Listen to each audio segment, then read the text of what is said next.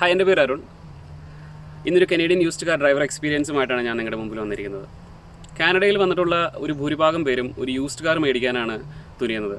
എന്നാൽ പുതിയ കാർ മേടിക്കുന്ന ഒരു കുറവുമല്ല. ഒരു വീട് മേടിക്കുന്ന പോലെ തന്നെ ഒരു സുപ്രധാന ഡിസിഷനാണ് ഒരു കാർ മേടിക്കുന്നത്. വീടിൻ്റെ മോർഗേജ് ഡിസൈഡ് ചെയ്യുന്ന പോലെ തന്നെ കാറിൻ്റെ ഫൈനാൻസിങ്ങും അതിൻ്റെ ഇൻഷുറൻസും മെയിൻ്റനൻസും നമ്മൾ ഒരേപോലെ നോക്കേണ്ടതുണ്ട്. ഇൻഷുറൻസിൻ്റെ കാര്യം പറയുമ്പോൾ വളരെ കോസ്റ്റ്ലിയാണ് ഇവിടുത്തെ മേജർ സിറ്റികളിൽ. എന്നാൽ കാറിൻ്റെ അത്രയും തന്നെ പേയ്മെൻറ്റ് ചിലപ്പോൾ വന്നേക്കാം, ചിലപ്പോൾ അതിൽ കുറച്ച് വന്നേക്കാം.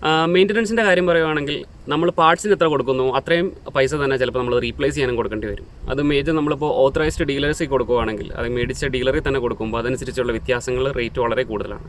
അപ്പോൾ എന്നും കാർ മേടിക്കുമ്പോൾ ഒരു ഡിസിഷൻ എന്ന് പറയുന്നത് ഫൈനാൻഷ്യലി നമ്മൾ നോക്കേണ്ടതാണ്.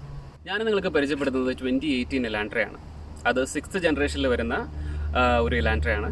1990 ആദ്യമായി ഇലാൻട്ര പുറത്തിറങ്ങുന്നത്. അന്ന് ഇത് ലാൻട്ര എന്നും അവാൻറ്റ എന്നും പേരിലാണ് അറിയപ്പെട്ടിരുന്നത്. പിന്നീട് 2001 അത് ഇലാൻട്ര എന്ന പേര് ഐഡിയലൈസ് ചെയ്യുകയും അത് പിന്നെ ആ ടാഗ് ലൈനോട് വിൽക്കപ്പെടുകയും ചെയ്തു. 2017, 2018 മോഡലുകൾ ഒരേ ഡിസൈൻ ഫോർമാറ്റിലും, എന്നാൽ 2019 വരുമ്പോൾ കംപ്ലീറ്റ്ലി റീഡിസൈൻഡ് ആയിട്ടുള്ള ഫ്രണ്ട് ആൻഡ് ബാക്കാണ് നമുക്ക് കാണാൻ സാധിക്കുക. 2011-16 കാലഘട്ടത്തിൽ നോക്കിക്കഴിഞ്ഞാൽ അതൊരു ഫ്ലൂയിഡിക് ഡിസൈൻ ആയിരുന്നു ഫോളോ ചെയ്തിരുന്നത്. എന്നാൽ അതിൻ്റെ അടുത്ത ജനറേഷൻ 6th ജനറേഷനിലേക്ക് വരുമ്പോൾ 2017, 18, 19, 20 ഈ 4 കൊല്ലങ്ങളിൽ നമുക്ക് കാണാൻ സാധിക്കുന്നത് കംപ്ലീറ്റ്ലി ഒരു വേറെ ഡിസൈനായിട്ടാണ്.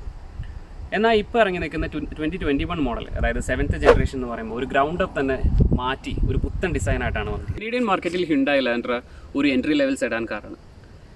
ഇലാൻട്രയെ പറ്റി പറയുമ്പോൾ അതിൻ്റെ കോമ്പറ്റീറ്റേഴ്സിനെ പറ്റി പറയാതിരിക്കാൻ വയ്യ. അങ്ങനെ നോക്കുമ്പോൾ നമുക്ക് ഹോണ്ട സിവിക്കും, ടൊയോട്ട കൊറോളയും, കിയ ഫോർട്ടയും, മാസ്റ്റ 3യും, സുബറുടെ ഇംപ്രസയും, ഫോക്സ് വാഗൺ ജെറ്റയും, നിസാൻ സെൻട്രയും, ഷെവി ക്രൂസ് അങ്ങനെ നിരന്ന് കിടക്കുകയാണ് ഈ ലിസ്റ്റ്. 20 കൊല്ലമായി എൻട്രി ലെവൽ സെഡാനിൽ ഹോണ്ട സിവിക്ക് തന്നെയാണ് ഒന്നാമത് നിൽക്കുന്നത്. അതിന് കാരണം അവരുടെ അഗ്രസീവ് സ്റ്റൈലിങ്ങും ഒരുപാട് ഫീച്ചേഴ്സും ഒരുപാട് ട്രിംസ് അവൈലബിലിറ്റിയും കാരണമാണ്. രണ്ടാമത് നോക്കുമ്പോൾ നമുക്ക് ടൊയോട്ട കൊറോള ആ കാരണത്തിനെടുക്കാം. കാരണം അവരുടെ റിലയബിലിറ്റിയും റീസെയിൽ വാല്യൂയും അതുപോലെ തന്നെ മികച്ചു നിൽക്കുന്നതാണ്. എന്നാൽ ഇവരോട് കിടപിടിക്കാൻ തന്നെയാണ് കൊറിയക്കാരനായ ഹ്യുണ്ടായി ഇലാൻട്ര നോക്കുന്നത്.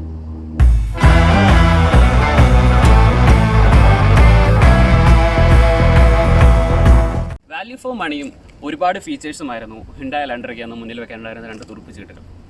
ബേസ് ട്രിമ്മിന് $16,000 മുതൽ $30,000 വരെയുള്ള ഓരോ മോഡലുകളും അന്ന് അവൈലബിൾ ആയിരുന്നു. ഒരു യൂസ്ഡ് മാർക്കറ്റിൽ ഒരു വണ്ടിയുടെ വില തീരുമാനിക്കുന്നത് അതിൻ്റെ ട്രിമ്മും അതിൻ്റെ കണ്ടീഷനും അതോടെ മൈലേജും കണക്കിലെടുത്താണ്. കാനഡയിൽ ഒരു യൂസ്ഡ് വണ്ടി നോക്കുന്ന ആൾക്ക് പരിഗണിക്കാവുന്ന കുറച്ച് വെബ്സൈറ്റ്സ് കിജിജി ഓട്ടോയും, ഓട്ടോ ട്രേഡറും, ഫേസ്ബുക്ക് മാർക്കറ്റ് പ്രൈസുമാണ്.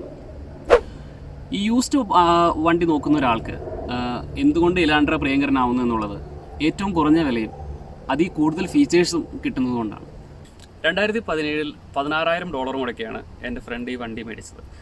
ഈ വണ്ടിയുടെ ഫീച്ചേഴ്സ് എന്ന് പറയുന്നത് എക്സ്റ്റീരിയർ നോക്കുവാണെങ്കിൽ 17-inch അലോയ്സും, ബ്ലൈൻഡ് സ്പോട്ട് ഡിറ്റക്ഷനും, സൺറൂഫും, കീലെസ് എൻട്രിയും, ഓട്ടോമാറ്റിക് ട്രങ്ക് ഓപ്പണിങ്ങുമാണ്. ഇതിലെൻ്റെ ഫേവറേറ്റ് എന്ന് പറയുന്നത് ഈ ഓട്ടോമാറ്റിക് ട്രങ്ക് ഓപ്പണിംഗ് തന്നെയാണ്. ഒരു 3 സെക്കൻഡ് ഡിലേ വെച്ചിട്ട് നമ്മൾ കൈ നിറയെ സാധനമായി വരുമ്പോൾ നമുക്ക് വളരെ യൂസ്ഫുൾ ആയിട്ടുള്ളൊരു ഫീച്ചറായിട്ട് ഹ്യുണ്ടായി അന്ന് ഇറക്കിയ ഒരു ഫീച്ചറായിരുന്നു. അതുപോലെ ഇൻറ്റീരിയറിലേക്ക് വരുമ്പോൾ അതിൻ്റെ ഹീറ്റഡ് സ്റ്റിയറിംഗ് വീലും, അതുപോലെ 4 ഹീറ്റഡ് സീറ്റ്സും, പിന്നെ 3 ഡ്രൈവിംഗ് മോഡും, പിന്നെ 7-inch ഇൻഫോർടൈൻമെൻറ്റ് സിസ്റ്റവും, ഇതൊക്കെ ഇതിനെ മറ്റുള്ള കാറുകളിൽ നിന്ന് മാറ്റി നിർത്തുന്ന തരത്തിലുള്ള ഒരു ഫീച്ചേഴ്സായിട്ട് വേണമെങ്കിൽ പറയാവുന്നതാണ്. സ്പോർട്സ് സ്ട്രീം ഒഴികെ 2017, 18 മോഡലുകളിൽ എല്ലാം തന്നെ ഒരു സെയിം ഡിസൈൻ ഫിലോസഫിയാണ് അവർ ഫോളോ ചെയ്തിട്ടുള്ളത്. ഫോഗ് ലാംപ്സും, അലോയ്സും, സൺറൂഫും, പിന്നെ കുറച്ച് ക്രോം ആക്സൻസും എന്നിവ മാത്രമാണ് പ്രത്യക്ഷമായ മാറ്റങ്ങൾ നമുക്ക് കാണാൻ സാധിക്കുക. എന്നാൽ അത് സ്പോർട്സ് സ്ട്രീമിലേക്ക് വരുമ്പോൾ അതൊരു മസ്കുലർ ക്യാരക്ടറിസ്റ്റിക്സ് ബിൽഡ് ചെയ്തെടുക്കാൻ അവർക്ക് സാധിച്ചിട്ടുണ്ട്. അതിൻ്റെ ഫ്രണ്ട് ഫേഷ്യയും റിയർ ബമ്പറും അതുപോലെ തന്നെ ഹെഡ് ലാംപ്സും ബ്രേക്ക് ലൈറ്റ്സും എന്നിവ തികച്ചും വ്യത്യസ്തമായിട്ടാണ് അവർ പ്രസൻറ്റ് ചെയ്തത്. 16, 17, 18 അലോയ്സാണ് ഇവർ ജനറലി 17, 18 മോഡലുകൾ കൊടുത്തിരുന്നത്. എന്നാൽ 18-inch അലോയ് എക്സ്ക്ലൂസീവ്ലി ഫോർ ഇലാൻട്ര സ്പോർട്ടിനാണ്.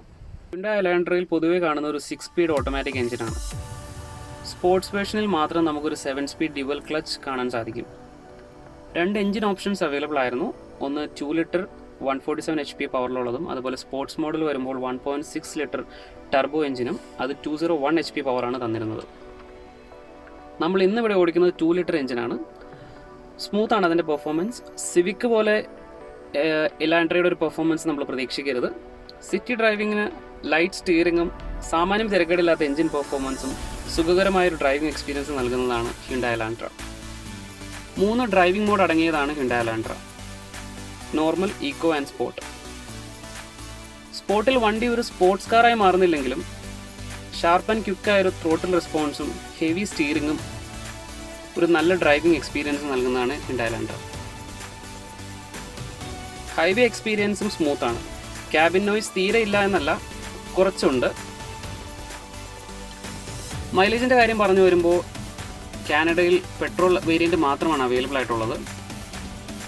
നമുക്കൊരു കമ്പൈൻഡ് മൈലേജ് ഒരു 15 കിലോമീറ്റർ കിട്ടുന്നുണ്ട്.